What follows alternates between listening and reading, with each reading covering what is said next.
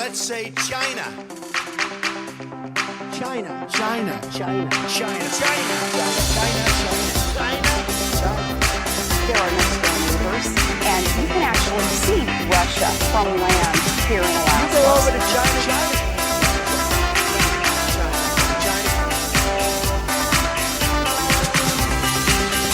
I did not have sexual relations with that woman.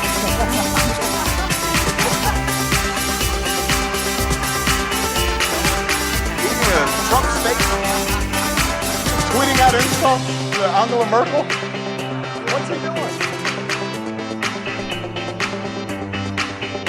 Ladies and gentlemen, please welcome your host. Yes. Hello, and welcome. I am James Andrews, and you are listening to So This Happened, the only news you need if you are learning to speak English. It's Tuesday, the 19th of September 2017, and today, in Croatia, a school that is teaching people how to speak English is being sued by none other than Melania Trump.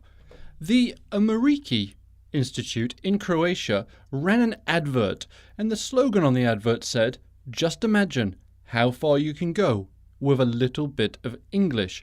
Now, you may have already guessed this, but there was a photograph of Melania Trump on the advertisement for the school. Now, she has taken objection to this, and she has asked for all the billboards to be removed within 24 hours. Now, in a classic move, the Institute has posted on their Facebook page a video of the song "I'm Sorry" by the 1960s country star Brenda Lee, and that, I think, is just spectacular. Very funny, well done. You see, comedy has no language. And I'm just seeing now, just popping up on the news feed here, that a massive earthquake has hit Mexico again just a few moments ago. Looks like at least 44 people have been reported dead. This thing's breaking right now, so there's very little information on it, but just send a lot of good vibes down there. Man, this is the second earthquake, in 2 weeks now, so this one looks like a bad one. So lots of good vibes and thoughts down to the people in Mexico. You have something like that, and all of a sudden it makes whatever else you're going to talk about just sort of seem completely irrelevant and pointless. If we get any more updates on this while I'm chatting, I'll update you on it. But right now, this just happened. So looks like many buildings have been toppled down in the capital. This was in Mexico City where it hit. Yeah, awful news. So I think what I'm going to do now is play a little clip from Donald Trump today. He was in New York at the UN, and he gave his long speech today. Yesterday we sort of listened to his little speech where he condemned the UN just slightly. It wasn't too bad. Well, today he came out in true Donald Trump fashion, and his big focus was on North Korea. And we'll have a listen to this. The United States has great strength and patience, but if it is forced to defend itself or its allies, we will have no choice but to totally destroy North Korea. Rocketman is on a suicide mission for himself and for his regime. The United States is ready, willing, and able, but hopefully this will not be necessary. That's what the United Nations is all about. That's what the United Nations is for. Let's see how they do. It is time for North Korea to realize that the denuclearization is its only acceptable future. The United Nations Security Council recently held 2 unanimous 15-0 votes adopting hard-hitting resolutions against North Korea, and I want to thank China and Russia for joining the vote to impose sanctions along with all of the other members of the Security Council. Thank you to all involved. But we must do much more. It is time for all nations to work together to isolate the Kim regime until it ceases its hostile behavior. Okay, so there was the president talking about North Korea. Now, a lot of what he said there was not bad in and of itself. But we got the old Donald Trump bully coming through, and to my mind, it is completely and utterly unnecessary. He started the speech there saying, we could kick the fuck out of North Korea, and you know what, we may just have to do it. And then he went on to say, but hopefully we won't, because that's what the UN is for. Essentially, he's given an ultimatum to the UN. He's saying, fix North Korea, or I'm going to bomb the fuck out of them. And then he came up with a cute nickname for Kim Jong-un, Rocketman.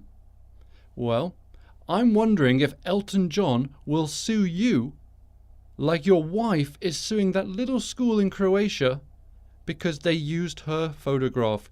You just used Elton John's song title to describe a madman. It's not funny. It's not cute.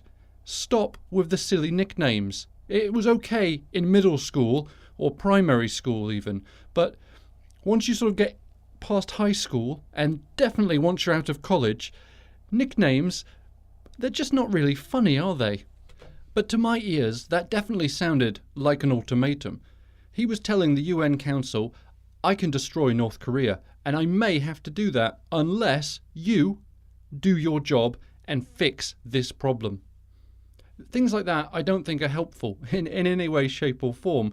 Threatening to obliterate an entire country isn't helpful. It's completely inhumane for one thing, because we're talking about one leader who is a dictator in charge of all these people who have no idea what's going on and are just incredibly poor and probably very unhappy. But you know what? We could fucking wipe them off the face of the earth if we want to. So after Bully Trump showed up, then Campaign Trump showed up with a very strong America First message. So let's have a listen to that one as well. As President of the United States, I will always put America first. Just like you, as the leaders of your countries, will always and should always put your countries first.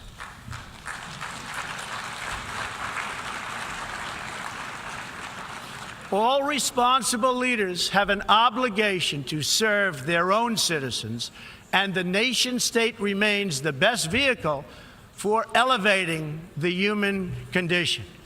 But making a better life for our people also requires us to work together in close harmony and unity to create a more safe and peaceful future for all people. The United States will forever be a great friend to the world, and especially to its allies. But we can no longer be taken advantage of or enter into a one-sided deal where the United States gets nothing in return. As long as I hold this office, I will defend America's interests above all else. But in fulfilling our obligations to our own nations, we also realize that it's in everyone's interest to seek a future where all nations can be sovereign, prosperous, and secure. So when I was watching that, when he was doing it live, he sort of starts off and going, wow, okay, that actually sounds like Donald Trump sort of making sense. He even got a little round of applause there. You hear that when he said, everybody should put their own countries first. That's what this is. Then he negated that entire thing by saying one very simple word.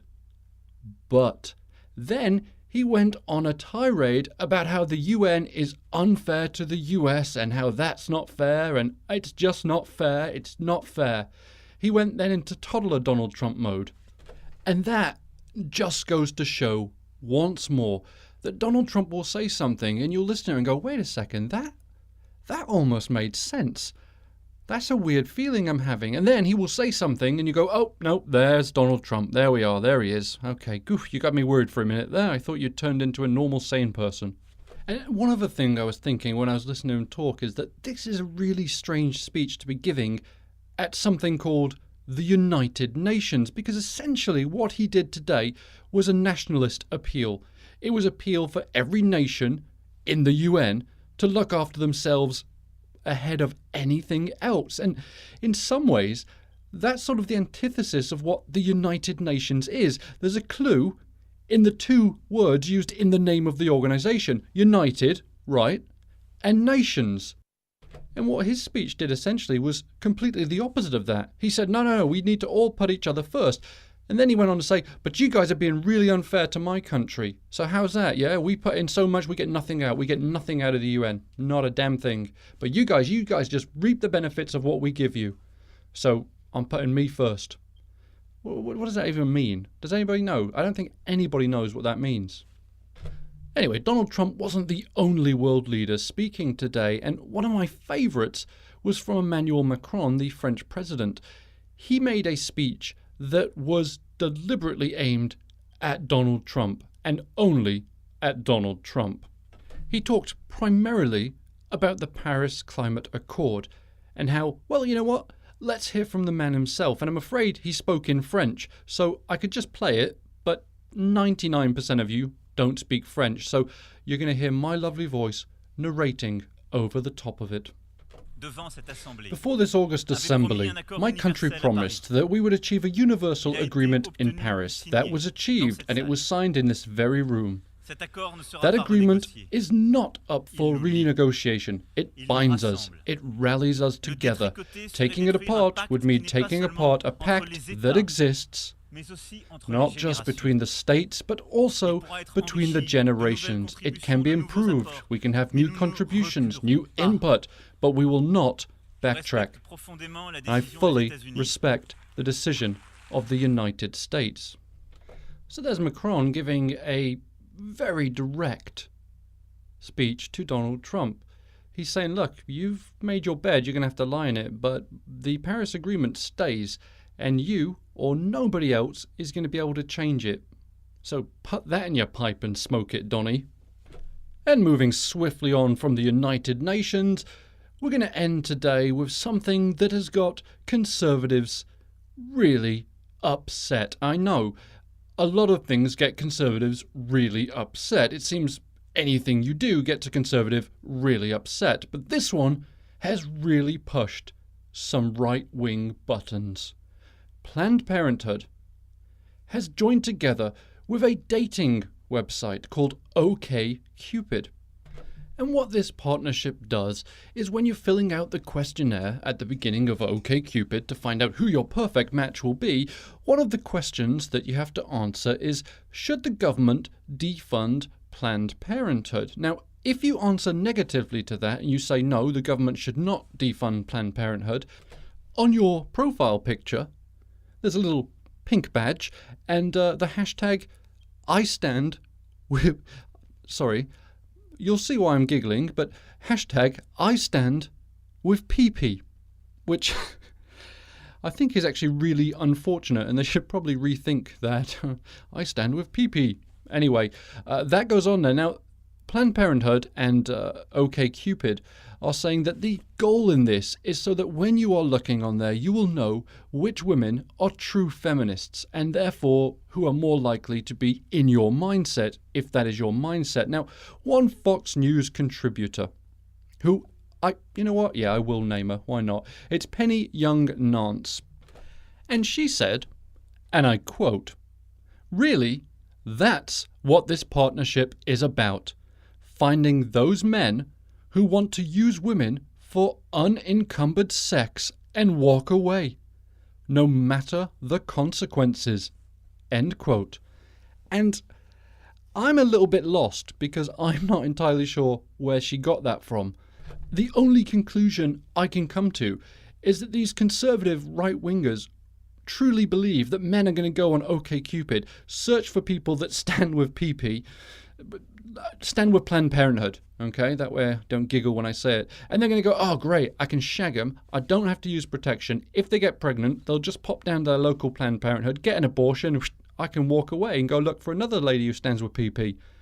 So that's got to be it, right? That is the only conclusion I can draw from this, and that is actually really sad. I mean, it's fucking pathetic, but it's also sad if your worldview is really that messed up that you really think that men are just going to go look for someone who's a feminist because if they get pregnant, they'll just go get an abortion, no big deal, and then we can get on with life. It's a really bleak and sad way to look at the world. Anyway, unfortunately, we're out of time, and that was a bit of a downer to end on. But I do want to say that I also do stand with PP. All right. We'll chat again tomorrow. It was a good one, as always. And we will, have a great evening. Take care. Bye-bye. And once again, send lots of good vibes down to Mexico, because that's looking terrible. We'll talk about it more tomorrow, I'm sure. Anyway, take care. Bye. I don't know when I'll see you again. I hope it's